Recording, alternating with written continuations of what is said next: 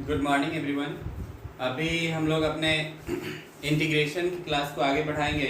अभी हम लोग पढ़ रहे हैं integration, indefinite integration by method of substitution. इससे पहले हम लोग पढ़े हैं मेथड ऑफ ट्रांसफॉर्मेशन। ठीक है, तो सब्स्टिट्यूशन में जो कल हमने होमवर्क दिया था 19.5 और 19.6, 19.7, ठीक है, 5 पहले हो चुका था, 6, 7 कल मिला था। उसमें आप लोगों ने वर्क किया होगा। कोई दिक्कत हो तो बताएंगे, ठीक है। फिलहाल हम लोग आगे बढ़ेंगे। अभी हम लोग इसी का यूज करके ही पढ़ेंगे। अभी मेथड ऑफ सब्स्टिट्यूशन के तहत ही हम चैप्टर को लेके आगे बढ़ते हैं।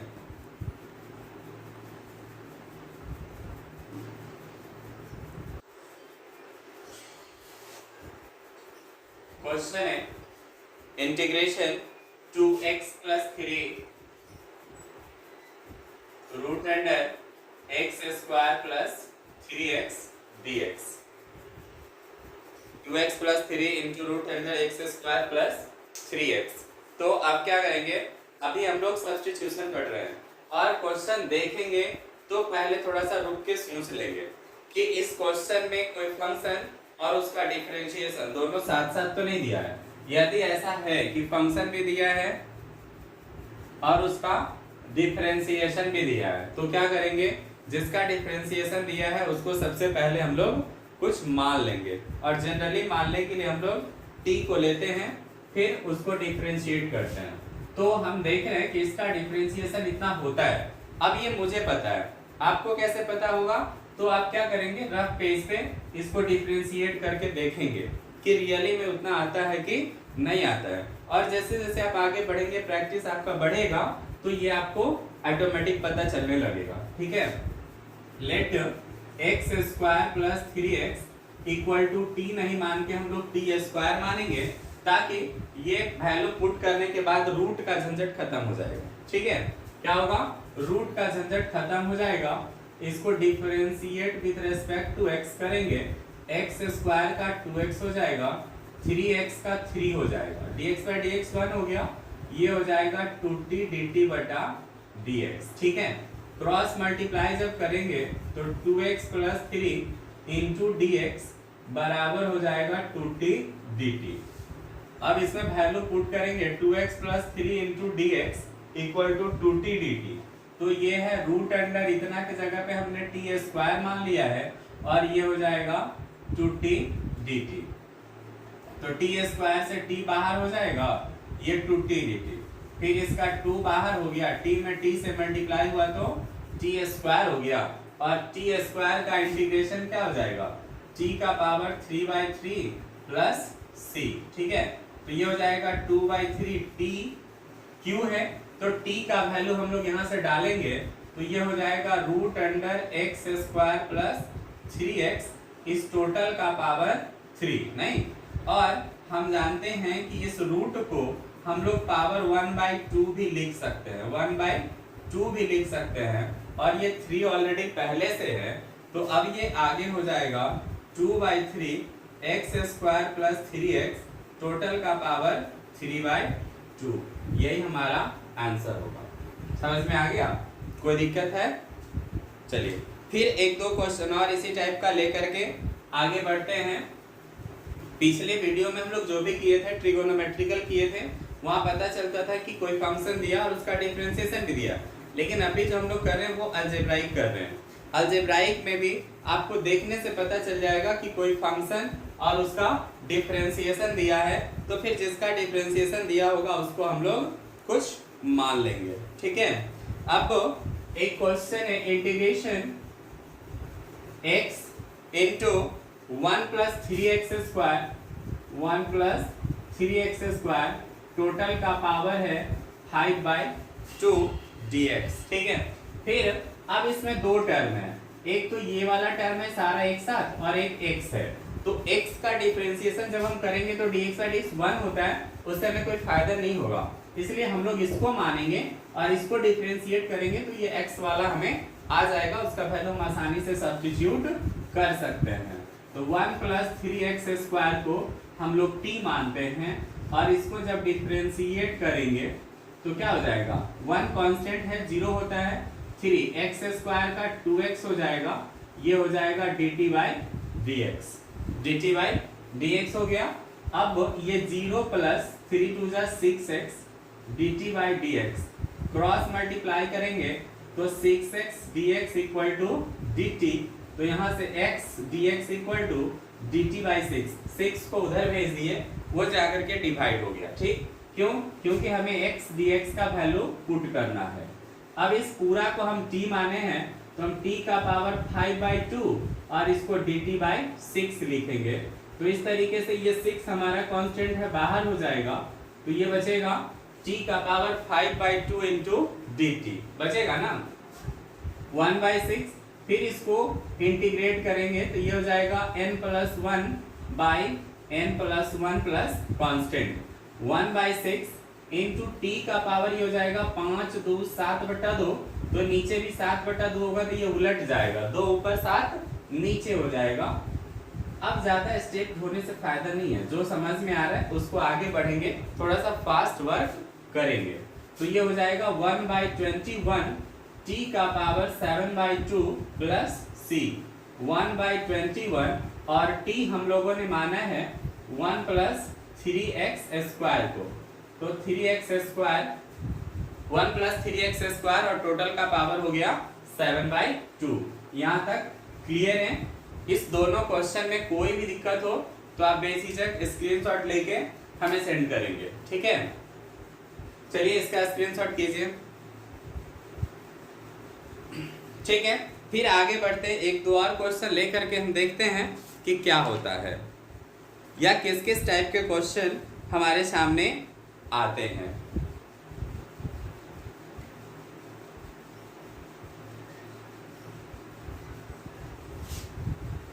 एक और क्वेश्चन है, इस छोटे से स्पेस में बन जाएगा इंटीग्रेशन x बाई ई का पावर x स्क्वायर dx है। इंटीग्रेशन x बाई ई का पावर x स्क्वायर dx है, तो फिर x स्क्वायर को हम लोग x आ जाएगा आसानी से, x स्क्वायर को जैसे ही t मानेंगे तो x हमारा आ जाएगा। तो यहीं पे लिखेंगे let x square equal to t, इसको जब डिफरेंशिएट करेंगे तो हो जाएगा 2x dt by dx, cross multiply करेंगे x dx equal to dt by 2 नीचे चला गया। अब इसमें वैल्यू डाल देते हैं, x dx की जगह पे dt बाई 2 और e का पावर t हो जाएगा, 1/2 बाहर होगा और e का पावर जो t है इसको हम लोग यदि ऊपर लेके जाएंगे तो यही e का पावर माइनस t हो जाएगा, नहीं 1/2 e के पावर माइनस t का -1 नीचे आ जाएगा। क्योंकि हम स्टार्टिंग में ही बताए हैं कि वेरिएबल के साथ जो कांस्टेंट होता है वो इंटीग्रेशन में क्या होता है, नीचे में आ जाता है, और डिफरेंशिएशन में क्या होता है, इनटू में चला जाता है। तो ये जब नीचे आएगा, क्यों? क्योंकि यहाँ t के साथ -1 हमारा मल्टीप्लाई में है, मतलब उसका कोएफिशिएंट है, तो ये हो जाएगा -1/2 e का पावर -t प्लस c। अब यहाँ t का वैल्यू हम पुट कर देंगे x स्क्वायर, तो हमारा क्वेश्चन ये कंप्लीट हो जाएगा, ठीक है? तो चलिए पहले इसको आप नोट करिए, स्क्रीनशॉट करिए, फिर आगे चलते हैं। हो गया? चलिए आगे।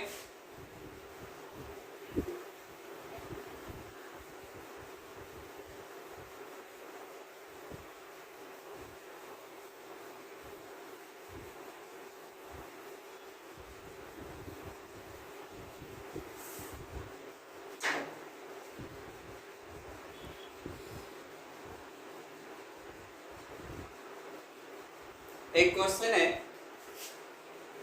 Integration tan square x sec square x dx by 1 plus tan का power 6x, tan square x sec square x by 1 plus tan का पावर 6x। अब इसमें किसको मानेंगे भाई? तो हम तो tan को मानेंगे तो sec स्क्वायर आ जाएगा, ठीक है ना? लेकिन ऊपर में sec स्क्वायर के साथ जो है ना वो tan स्क्वायर भी है, इसके लिए हमको tan को नहीं मान के दूसरे चीज को मानना होगा। उसको थोड़ा सा सिंप्लीफाई करेंगे तो आपको दिखेगा tan square x sec square x dx 1 plus, इसको हम लोग लिख सकते हैं tan क्यू एक्स टोटल का पावर 2। अब tan क्यूब एक्स को मानेंगे तो हमारा tan स्क्वायर भी आ जाएगा, sec स्क्वायर भी आ जाएगा। ठीक है, तो अब आइए इसको मानते हैं, let tan cube x equal to t. अब इसको डिफरेंशिएट करेंगे, यहाँ पे हम चेन रूल लगा देते हैं, स्टेप समझने में परेशानी नहीं होगी। tan cube x by D tan x into D tan x by D x, जिसके पावर में जो होता है ना वो पावर, जिसका पावर होता है वो नीचे आता है। क्या होता है? जिसका पावर होता है वही नीचे आता है। tan का पावर क्यू है तो tan नीचे आएगा। अब ये हो जाएगा dt बटा dx, ये हो जाएगा x का power n, n into x का पावर n माइनस 1, तो 3 इंटू n माइनस 1 करेंगे तो tan स्क्वायर हो जाएगा, और tan स्क्वायर का sec स्क्वायर x तो होता ही है। अब क्रॉस मल्टीप्लाई करते हैं, जिसकी हमें जरूरत है उसको एक तरफ करेंगे, बाकी को एक तरफ कर देंगे। tan square sec square dx ऊपर में है, ये सब एक तरफ आ गया, ये 3 हमारा इंटू में है, इधर जाके ये डिवाइड में चला जाएगा, नहीं तो ये हो जाएगा dt बाय 3 और 1 प्लस इतना को हम लोग t माने हैं तो ये हो गया t स्क्वायर। ठीक है, ये 1/3 बाहर हो जाएगा, ये हो गया dt by 1 plus t square, और 1/3 आपको पता होगा कि 1/1 प्लस एक्स स्क्वायर का इंटीग्रेशन होता है tan इनवर्स x, ये हो जाएगा tan inverse t plus c। 1/3 tan inverse t का वैल्यू हम लोग डाल देंगे, t का value tan cube x plus c। तो इस तरीके से ये क्वेश्चन हमारा सिंप्लीफाई हो जाता है। ठीक है, कोई परेशानी है? परेशानी होगी तो आप हमें अवश्य ही बताएंगे, ठीक ना? ऐसा नहीं कि बस हो गया काम खत्म, देख ली वीडियो, इससे केवल हमारा काम नहीं चलता है। ठीक है, अब कुछ और क्वेश्चन लेके देख ले।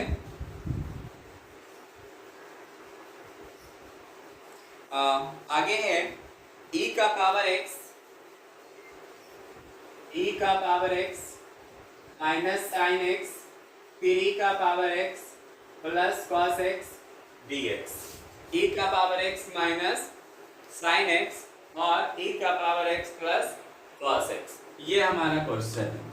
फिर इसको भी क्या करेंगे, आप डिफरेंशिएट करेंगे, तो देखिए कोई ना कोई एक दूसरे का डिफरेंशिएशन दिया ही हुआ है। ठीक है, आपको दिखेगा कब? जब आपको डिफरेंशिएशन का सारा फॉर्मूला याद होगा। और इसके लिए मैंने कहा था कि आप नहीं कुछ कर सकते तो कम से कम पर डे डिफरेंशिएशन का भी एक वीडियो देखिए, ताकि उधर से वो आपका रिवीजन भी होता रहेगा और हम लोग आगे भी बढ़ते रहेंगे। एक चीज और छोटा सा कंसेप्ट याद रखिए कि जब भी फ्रैक्शन के रूप में रहेगा ना, तो हम नीचे वाले टर्म को कुछ मानते हैं, वो डेफिनेटली ऊपर वाला जो रहता है ना, वो नीचे वाले का डिफरेंशिएशन दिया ही रहता है। ठीक है, नहीं तो थोड़ा सा इधर उधर करेंगे, अरेंज करेंगे तो वो आ जाएगा, लेकिन जनरली हम लोग नीचे वाले को ही कुछ मानते हैं। क्यों? क्योंकि ऊपर में जो होता है ना, वो नीचे वाले का डिफरेंशिएशन होता है। आइए नीचे वाले को मान के देखते हैं, e का power x cos x equal to t। अब इसको डिफरेंशिएट करेंगे तो e के पावर x का e का पावर x होता है, और cos का क्या होता है? माइनस साइन होता है, तो dt बाई dx, फिर क्रॉस मल्टीप्लाई कर दीजिए, e का power x minus sine x dx बराबर हो जाएगा dt। e का power x minus sine x dx equal to क्या हो गया? dt हो गया। अब इसके जगह पे dt, और इस पूरा को हम लोग क्या माने हैं? t माने हैं, तो e का power x plus cos x के जगह पे सीधा हम लोग t डाल देंगे, और 1/t का होता है log t। 1/t का क्या होता है? log t। t का वैल्यू आप डाल दीजिए, e का power x plus cos x plus c। तो इस तरीके से हमारा ये क्वेश्चन कंप्लीट हो जाता है। क्वेश्चन बहुत आसान है, मेथड ऑफ सब्स्टिट्यूशन सबसे आसान है, बस थोड़ा सा काम आपको करना होता है कि कौन किसका डिफरेंशिएशन दिया है, ये आपको पकड़ना होता है। ठीक ना? नहीं समझ में आए तो एक बार दो बार में क्या होगा, आप अलग अलग टर्म को लेकर के देखिए, दोनों को, जो दो टर्म दिया होगा ना, उस दोनों को लेकर के देखेंगे, उसमें से कोई एक दूसरे का कोई ना कोई डिफरेंशिएशन होता ही है, और जिसका डिफरेंशिएशन होता है उसको हम लोग कुछ मान लेते हैं। क्या करेंगे? उसको हम लोग कुछ मान लेंगे। अब आइए एक और क्वेश्चन है, 1/x log x, फिर है log x। तो इस टाइप के क्वेश्चन देख के क्या होता है ना, जनरली स्टूडेंट्स घबरा जाते हैं, ठीक है, कि इसमें सारा लॉग ही लॉग दिया है, सारा फ्रैक्शन भी दिया, ऊपर में कुछ दिया ही नहीं, कैसे पता चलेगा। घबराने की जरूरत नहीं है, धीरे धीरे जैसे जैसे आप क्लास आगे बढ़ाएंगे आपका प्रैक्टिस बढ़ता जाएगा, और प्रैक्टिस बढ़ेगा तो आपको देखने से पता, जैसे आज हमें पता लगता है कि कौन किसका डिफरेंशिएशन दिया है, ऐसा नहीं कि मुझे भी अचानक ही पता लगे। हम भी जब पढ़े होंगे स्टार्टिंग में तो मुझे भी ये कठिनाई आई होगी, मुझे भी इस कठिनाई का सामना करना पड़ा होगा, नहीं पता चलता होगा। तो जैसे जैसे आप प्रैक्टिस करेंगे वो सारा कंसेप्ट आपका क्लियर होता चलेगा। यहाँ हम लोग log x को मानेंगे, let log x equal to t, ठीक है। तो log x को हम लोग t माने हैं, अब इसको हम लोग डिफरेंशिएट करेंगे विथ रेस्पेक्ट टू x। फिर यहाँ भी थोड़ा देर के लिए हम चेन रूल अप्लाई कर देते हैं ताकि आपको परेशानी ना हो। d log x, ये दूसरा फंक्शन है, log के साथ है, तो जो रहता है साथ में वही नीचे आएगा, log x नीचे आ जाएगा। फिर यहाँ पे जाएगा d log x by dx equal to हो जाएगा dt by dx equal to dt by dx, ठीक है। और log x का होता है 1 by x, तो 1 by x, x की जगह पर इसमें log x दिया है, और यहाँ log x का 1 by x, ये dt by dx, क्रॉस गुना करेंगे तो हो जाएगा dx by x log x equal to dt, dx by x log x equal to dt, dx by x log x, इस पूरा के जगह पे हम लोग dt लिखेंगे, और इस टर्म को हमने t माना है तो इसके जगह पे t लिखेंगे, ठीक है। तो फिर वही आ गया जैसे यहाँ ऊपर में आया था 1 by t का, फिर हो जाएगा log t, फिर यहाँ t का वैल्यू डाल देंगे, t का वैल्यू क्या है log x, t का वैल्यू है log x। तो इस तरीके से ये हमारा कंप्लीट हो जाएगा ये भी क्वेश्चन। तो उम्मीद करते हैं कि इस तरीके से जाके जो भी क्वेश्चन आज हम बताए हैं इससे रिलेटेड आप एक्सरसाइज नंबर 19.8 केसी सिन्हा को हम लोग फॉलो कर रहे हैं अभी, उसका exercise 19.8 complete English medium book का, और जाकर के इसको करेंगे 19.8 को। इसमें बहुत सारा क्वेश्चन है, जो भी क्वेश्चन फिर नहीं होगा उसको हम लोग कल करेंगे। आज का क्लास इसका यहीं पे स्टॉप करेंगे, ठीक है। एक रिक्वेस्ट फिर बहुत दिनों बाद कि हमारे वीडियो को आप शेयर जरूर करें, और जितना 2 बार कम से कम हर वीडियो को आप जरूर देखें, क्योंकि मैथ ऐसा सब्जेक्ट है कि जब तक आप सारा कंसेप्ट नहीं समझ पाते हैं, स्टेप बाय स्टेप नहीं समझ जाते हैं, फिर आपको कोई फायदा नहीं होता खाली बोर्ड से छापने से, ठीक है। तो अवश्य लाइक करें, सब्सक्राइब करें, क्लास हमारा कंटिन्यू अभी चल रहा है यूट्यूब से, बेल आइकन को भी दबा के रखें, ऑल करके रखें, जैसे ही हमारा वीडियो अपलोड हो आपको पता चल जाएगा, ठीक है। Thank you.